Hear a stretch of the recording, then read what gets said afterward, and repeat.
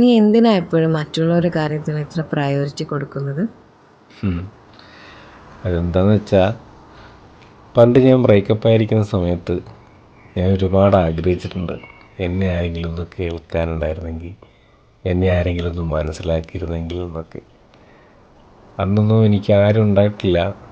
അന്നത്തെ വിഷമങ്ങളും ട്രോമയും എല്ലാ വേദനകളും ഒറ്റയ്ക്കാണ് ഞാൻ മറികടന്ന് നിന്നിട്ടുള്ളത്. അന്നൊരുപാട് ലോൺലി ആയിരുന്നു. ഇന്ന് ലോൺലിനെസ് ഇല്ലെന്നല്ല, പക്ഷെ ഇന്ന് ഞാൻ ആരുമില്ലാതെ ജീവിക്കാൻ ഒരുപാടങ്ങ് പഠിച്ചു. കാരണം ഒറ്റയ്ക്ക് സർവൈവ് ചെയ്ത് ശീലിച്ചതുകൊണ്ട് ആരുമില്ലെങ്കിൽ വലിയ പ്രശ്നമില്ലാത്തൊരവസ്ഥയാണ് ഇപ്പോൾ ഉള്ളത്. പക്ഷെ അന്ന് ഞാൻ ഒരുപാട് ആഗ്രഹിച്ചിട്ടുണ്ട്. അന്നാരും ഉണ്ടായിട്ടില്ല.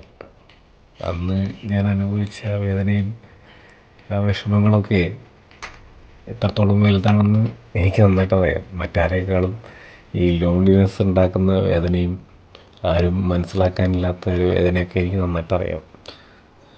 അതുകൊണ്ട് തന്നെ എൻ്റെ അടുത്ത് വരുന്ന ആൾക്കാരുടെ വിഷമങ്ങൾ ഞാൻ കേൾക്കാതിരിക്കില്ല. അവർക്ക് വേണ്ടി ഞാൻ എൻ്റെ സമയം മാറ്റി വെക്കാതിരിക്കില്ല.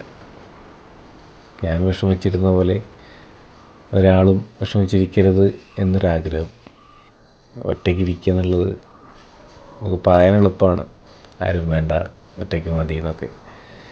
പക്ഷെ അത് ഭയങ്കര വലിയ വേദനയാണ്.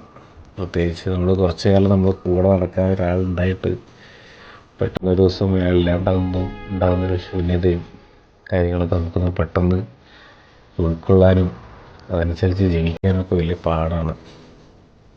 അതുകൊണ്ടാണ് ഞാൻ മറ്റുള്ളവർക്ക് വേണ്ടി സമയം ഇത്രയും മാറ്റി വെക്കുന്നത്, അവർക്ക് ഇത്രയും പ്രയോറിറ്റി കൊടുക്കുന്നത്. ഈ വരുന്ന ആൾക്കാരൊക്കെ അവരുടെ വിഷമങ്ങളൊക്കെ മാറി ഓക്കെ ആയി കഴിഞ്ഞാൽ പിന്നെ എൻ്റെ അടുത്ത് ഉണ്ടാവില്ല, അല്ലെങ്കിൽ പിന്നീട് ഞാനായിട്ടൊരു കോണ്ടാക്റ്റ് ഉണ്ടാവാറില്ല. എങ്കിൽ പോലും അവർക്കൊരു വിഷമമുള്ള സമയത്ത് ഞാനുണ്ടാവും എന്നുള്ളതാണ്